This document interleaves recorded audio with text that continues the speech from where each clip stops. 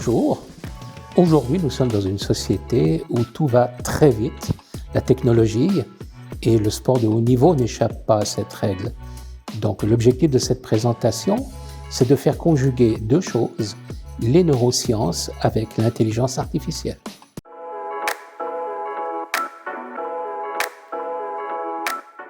Eh bien, l'intelligence artificielle, elle améliore les neurosciences et les neurosciences inspirent l'intelligence artificielle, justement. Donc, la jonction de ces deux champs ouvre beaucoup de recherches et c'est fascinant et c'est prometteur. Donc, en fait, l'IA et le cerveau s'intègrent.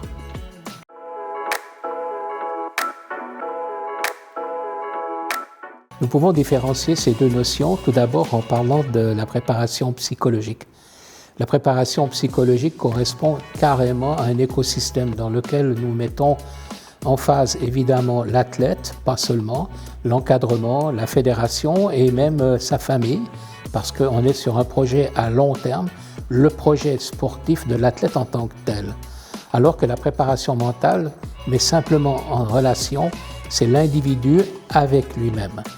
Donc, la préparation psychologique, il existe trois types de préparation psychologique. On a celle qui est à court terme, nous avons celle qui est à long terme, et puis nous avons aussi la préparation psychologique qui est spécifique. Donc, elle concerne la relation de l'athlète avec lui-même, et en fait, elle précède la préparation mentale, et pas l'inverse, hein, n'est-ce pas? Donc, d'abord, il y a le dossier, et ensuite ça, l'élève travaille, enfin, l'athlète-élève travaille avec son dossier pour parvenir à un objectif.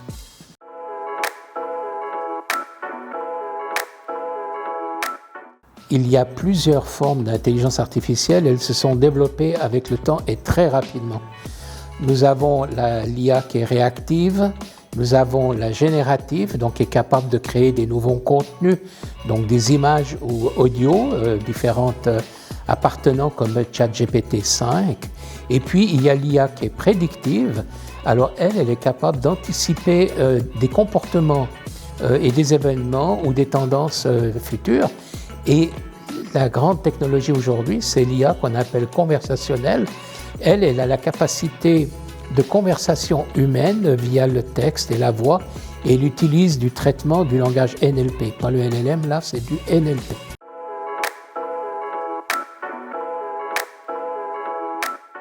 Très simplement, en fait, il faut illustrer, pour faire une analogie, lorsqu'on a, par exemple, simplement le chatbot, eh bien, c'est comme un distributeur automatique avec un nombre limité de produits qui est défini. C'est ça, un chatbot. En revanche, quand on parle d'un agent IA, pour faire l'analogie avec le distributeur automatique, c'est comme si vous faites venir chez vous un grand chef de cuisine avec des milliers de recettes et qui va exactement concocter le menu que vous souhaitez à la carte. Et donc, ce qu'est exactement un agent conversationnel, il faut faire attention parce que quelque part, il faut bien vérifier ce qu'il dit si c'est vraiment la vérité, parce qu'ils n'ont pas été forcément formés pour traiter de la psychologie de façon approfondie. Et ça, c'est à faire très attention parce que certaines personnes qui utilisent ce genre de technologie conversationnelle, surtout si elles sont vulnérables au point de vue psychologique, eh bien, elles n'y prêtent pas attention.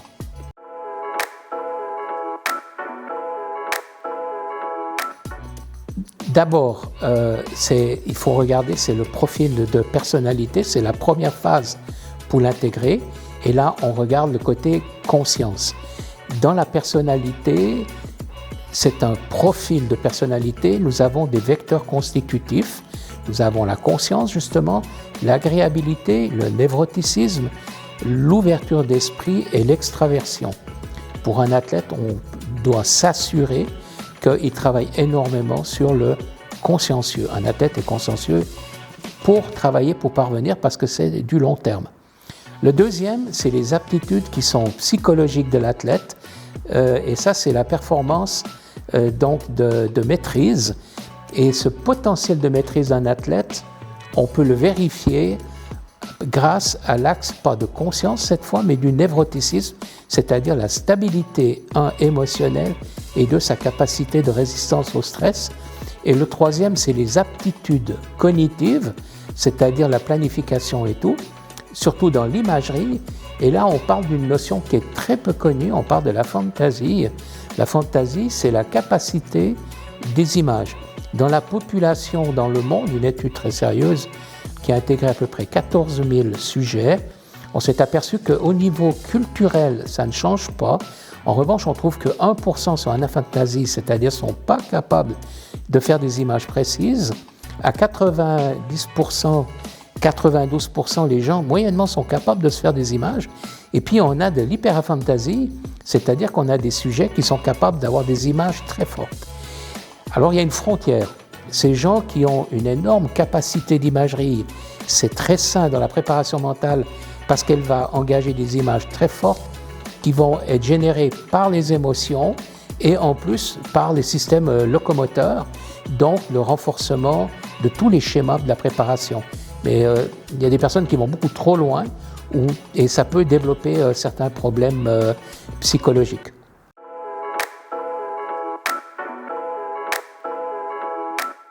Donc cette intégration de l'IA, donc d'abord l'athlète, c'est l'opportunité de comprendre, et puis surtout pour les entraîneurs. Donc d'abord on s'occupe des athlètes et il faut aussi de s'occuper des entraîneurs, c'est-à-dire de mesurer, et ça permet aux entraîneurs d'analyser l'état de l'athlète, le passage aussi à vide, ils peuvent anticiper les passages à vide des athlètes et ça peut permettre de les aider beaucoup.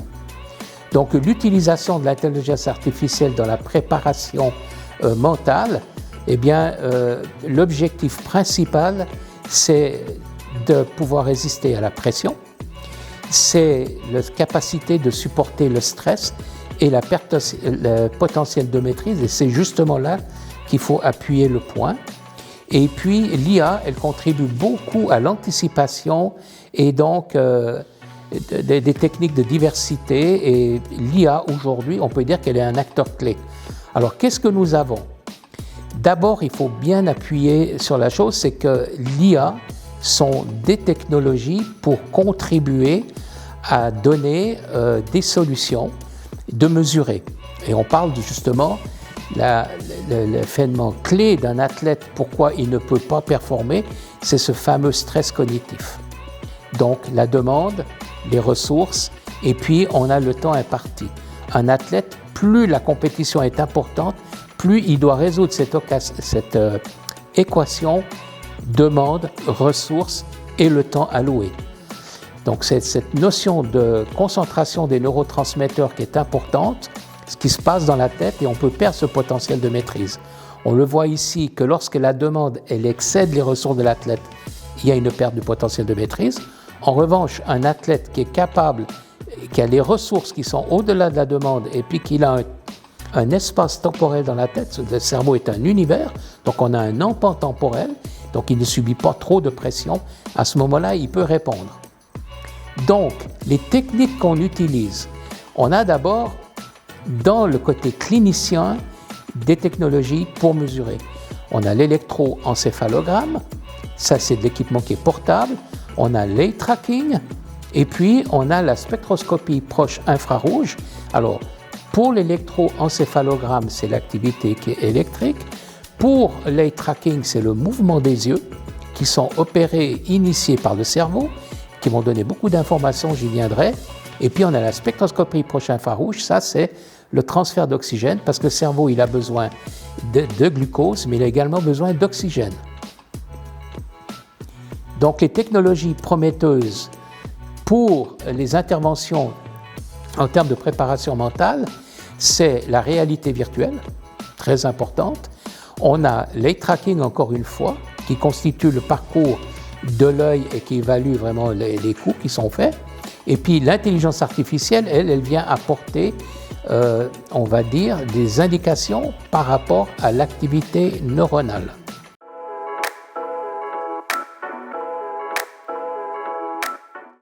Les applications donc d'analyse cognitive et émotionnelle, on voit qu'on a déjà, on peut mesurer alors l'activité neuronale, et puis on a une chose qui est très intéressante en technologie aujourd'hui, on a des neurotrackers, c'est-à-dire ce sont des billes qu'ils vont évoluer dans un espace et qui permet à l'athlète d'optimiser son niveau d'attention et de suivi des cibles. Ça, c'est très important. Alors, la capacité attentionnelle, il faut quand même l'expliquer chez un athlète. La clé chez un athlète, puisqu'il est dans son cerveau, mais qui va partager soit sur un terrain en équipe ou bien dans un environnement où il doit exceller d'être le plus rapide, eh bien, c'est ses capacités attentionnelles. Capacité attentionnelle, elle a un double circuit. Elle a ce qu'on appelle le top-down, c'est-à-dire c'est une façon de se focaliser sur une cible. C'est de porter attention sur quelque chose, c'est à la fois volontaire, c'est très énergivore. Mais vous avez aussi une autre, c'est-à-dire que vous allez recevoir des stimuli qui vont vous surprendre. Par exemple, un ballon qui vous arrive. Là, on est dans le bottom-up. C'est quelque chose qui est complètement automatique et c'est rapide et puis c'est peu coûteux au niveau cognitif. Et cette notion de l'athlète, sa capacité attentionnelle, elle se joue au niveau du cortex prémoteur associatif qui est au niveau vers le cerveau. Donc, avec l'IA et les applications, on peut maintenant mesurer encore mieux le circuit attentionnel. Alors, il est assez évolué. Nous avons, comme je vous ai dit, le bottom-up et le top-down, c'est-à-dire que l'athlète focalise sur quelque chose, mais en même temps, il reçoit des signaux, il doit observer. Ce qui ouvre la porte aux activités. On peut avoir une concentration interne étroite où on se concentre sur soi lorsqu'on est sur un tir à l'arc ou au pistolet, par exemple. Puis on peut avoir une concentration externe large quand on est un footballeur ou un basketteur pour voir son équipe pour faire une passe. Et ça met ce qu'on appelle le mode attentionnel maintenant. Donc on peut être focalisé, on peut être inversé. Donc c'est là qu'on fait le lien. Quand vous êtes en top-down, vous êtes concentré, vous êtes focalisé. Si vous êtes en bottom-up, vous recevez, vous êtes en mode inversé. Puis il y a un autre mode qu'on appelle l'évasion. On le voit ici. Très important au niveau de la performance mentale, c'est qu'on a la capacité, lorsqu'on fait beaucoup de travail sur soi-même en préparation mentale et en l'occurrence sur la méditation de pleine conscience, notre cerveau nous envoie un signal lorsqu'on s'évade. Donc, on a des ressources pour se refocaliser et puis ensuite, on a des ressources aussi pour maintenir son attention. Et sur le schéma qui est au milieu sur cette page, on voit le cerveau à gauche et à droite en bas. On voit que pour beaucoup, le cortex préfrontal, surtout le dorsolatéral, est important dans ce mode attentionnel. Donc tout se joue à ce niveau-là. L'attention est quelque chose de complexe, mais l'IA aujourd'hui a beaucoup de devices pour nous aider. On rentre avec une autre technologie avec l'IA. Alors, l'IA, c'est tout le support software, les technologies qui nous permettent d'optimiser le travail, parce qu'une technologie comme l'électroencéphalogramme, ce n'est pas de l'IA proprement dit. Il y a aussi de l'électroencéphalogramme qui est de haute résolution. Dans la préparation mentale, avec les électroencéphalogrammes qu'on emporte, que je vous présentais tout à l'heure, on est dans la basse résolution. Mais revenons à l'eye tracking. Le plus important, encore une fois, c'est les yeux.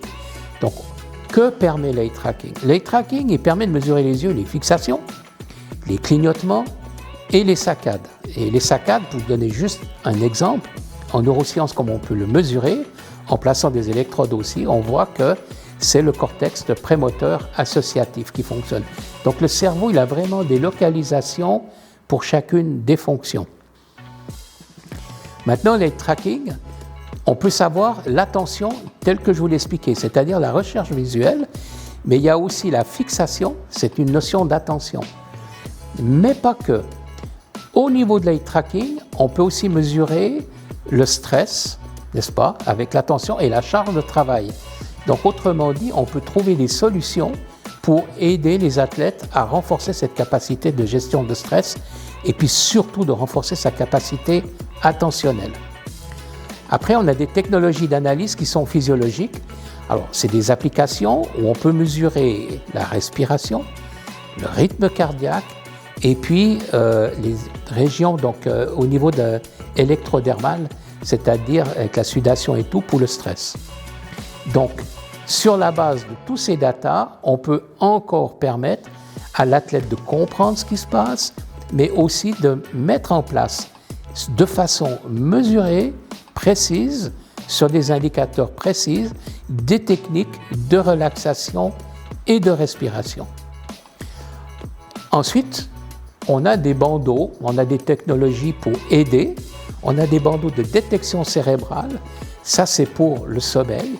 On peut mesurer donc les ondes cérébrales, on peut mesurer l'activité cardiaque, la respiration et l'activité du corps.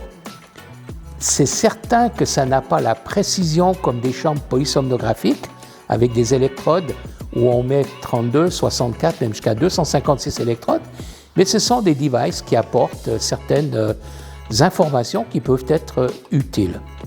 Et puis, on a les électroencéphalogrammes portables de basse résolution. On a même tellement petit, maintenant, on peut mettre au niveau d'une oreillette, donc on appelle ça un EEG auriculaire, parce qu'elles sont dotées d'un anneau, on appelle ça de l'or, mais c'est de l'or plaqué, parce que c'est hautement conductible, et puis on a également des bonnets. Donc ce qu'il faut comprendre, c'est qu'il y a du clinique, on est passé à beaucoup de technologies, peut-être pas aussi fortes en résolution que dans un climat clinique, mais autant de devices qui permettent d'amener des datas et qui vont être traités ensuite après par de l'intelligence artificielle, par sa capacité de calcul.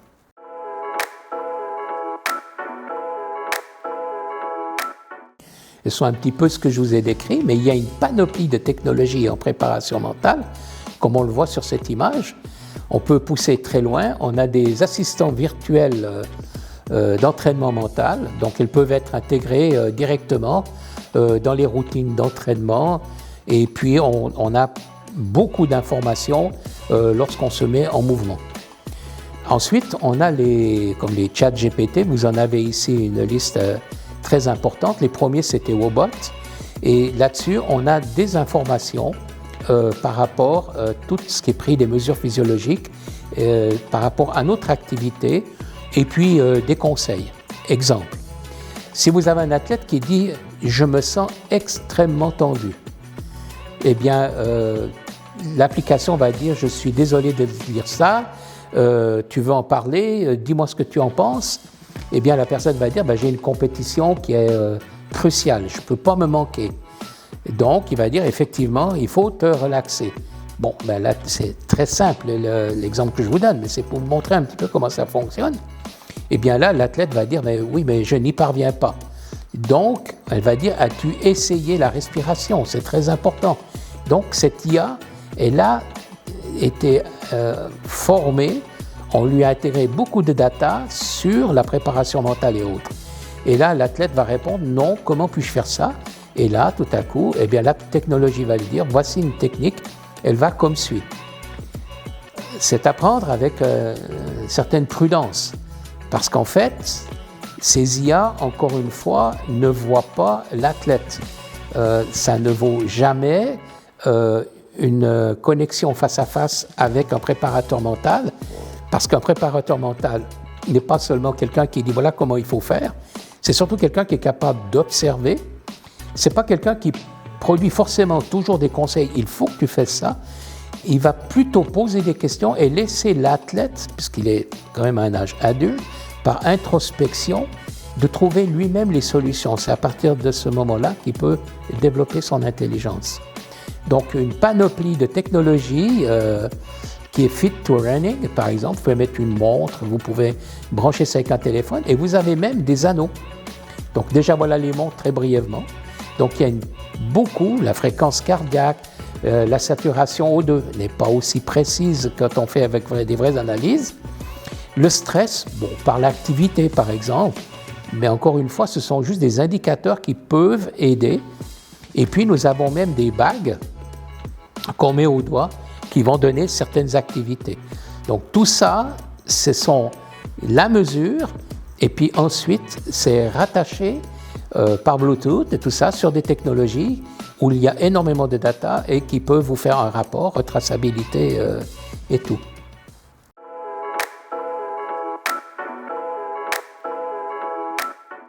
Alors, dans ce qu'on appelle le processus d'intégration de la préparation mentale des athlètes de haut niveau, la première étape, c'est l'évaluation.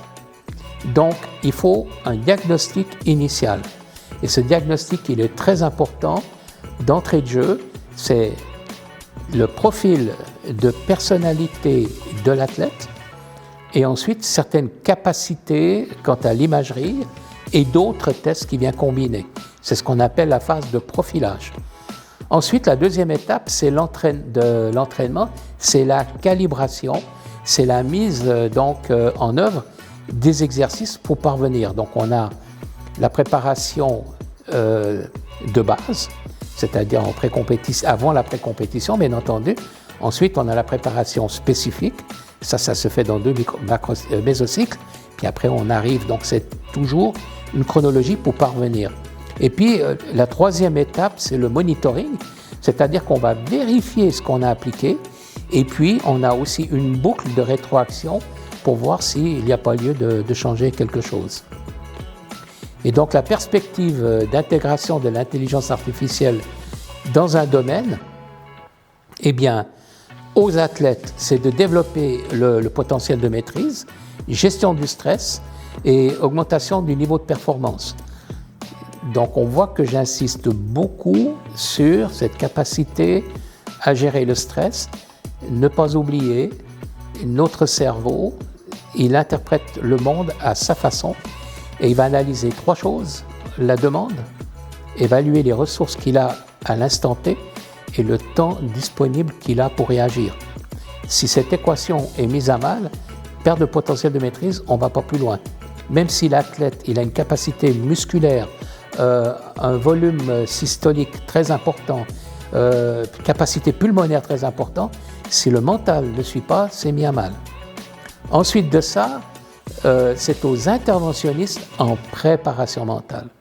Alors, de mesurer et d'anticiper donc les symptômes physiologiques et mentaux sur leurs athlètes avant la compétition. Donc, l'athlète, on considère qu'il est prêt, mais il faut aussi avoir les éléments pour dire s'il est prêt ou pas encore prêt et pour l'aider. Et puis, le troisième, c'est aux entraîneurs de développer plusieurs stratégies pour la réussite des athlètes individuels. Donc, l'entraîneur et l'interventionniste en préparation mentale convergent dans un objectif pour l'athlète. On ne peut pas dire que le préparateur mental est un entraîneur, l'interventionniste en préparation mentale n'est pas un entraîneur et un entraîneur n'est pas un interventionniste en préparation mentale. Ils sont complémentaires. Je vous fais par exemple, une analogie. C'est pas dans le sport, mais on peut dire l'athlète, c'est le patient, le préparateur mental, c'est l'anesthésiste, et puis l'entraîneur, c'est le chirurgien. Voilà. Ou bien vous avez l'athlète, c'est un passager, le préparateur mental, c'est le pilote, et puis l'entraîneur, c'est le contrôleur aérien. Voilà, c'est complémentaire.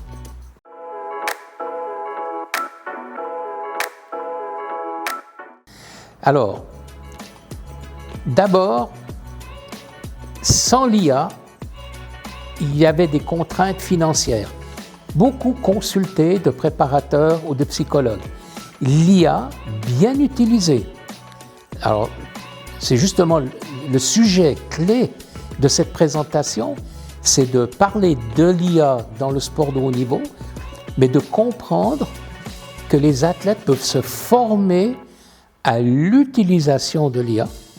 On peut aussi former les interventionnistes en préparation mentale parce que l'IA, elle est vraiment une aide précieuse et d'informer et de former, pourquoi pas, les entraîneurs et comme ça tout le monde est dans la boucle. Donc déjà ça aide. L'IA, les contraintes financières, non, parce que c'est très accessible. La disponibilité limitée, évidemment, si vous avez un problème, vous êtes un petit peu tendu, s'il faut vous déplacer d'une ville à une autre ville et s'assurer que votre préparateur mental ou votre conseiller soit disponible, avec une IA et utilisé de façon à bon escient, vous avez, comme je l'ai dit, une multitude de devices qui peuvent vous aider à trouver votre calme, par exemple. Et puis ensuite de ça, La permanence d'assistance, eh bien, si vous avez un problème en vacances, vous avez un problème tard dans la soirée, eh bien, ces applications de l'IA, dans le type de bons conseils, à ce moment-là, peuvent contrecarrer. Donc, c'est vraiment ça l'avantage de l'IA. Aujourd'hui, à l'ère numérique, est tellement en train de transformer. On le voit par exemple pour les arbitres de football qui peuvent revenir en arrière, revisionner. On peut voir qu'on peut compter toutes les passes, on peut tout mesurer. Est-ce que quelque part on n'est pas en train de transformer le sport? Est-ce qu'il va rester ce qu'il devait être un peu naturel? Et pour l'éthique de l'utilisation de l'IA, le Comité international olympique a rédigé à qui la responsabilité, l'interventionniste ou le préparateur. Si jamais il y a un problème d'ordre psychologique chez un athlète, est-ce que c'est la fédération? Est-ce que c'est le concepteur du modèle?